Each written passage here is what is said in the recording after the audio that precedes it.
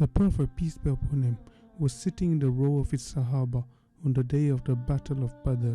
He had an arrow without point in his hand. Suwaid bin Ghaziyah, may Allah be pleased with him, was a little forward from the row. He ﷺ pushed his belly gently with this stick. He said, O Prophet of Allah, you have caused pain to me, although Allah has sent you for establishing truth and justice. Hence, let me take my revenge. Thereupon he ﷺ raised his cloth from his body and asked him to take his revenge. Now Suwaid, may Allah be pleased with him, hugged him and kissed his belly. What made you do so, O Suwaid?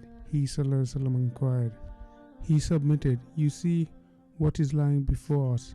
I thought to have the last meeting with you in a state that my skin gets in touch with that of yours. Hearing this, he ﷺ prayed for his welfare. The companions of the Prophet loved him ﷺ more than anyone else. Even at the last moment, they wished to be in touch with Rasulullah ﷺ rather than their family members. Indeed, we will be raised with those whom we love.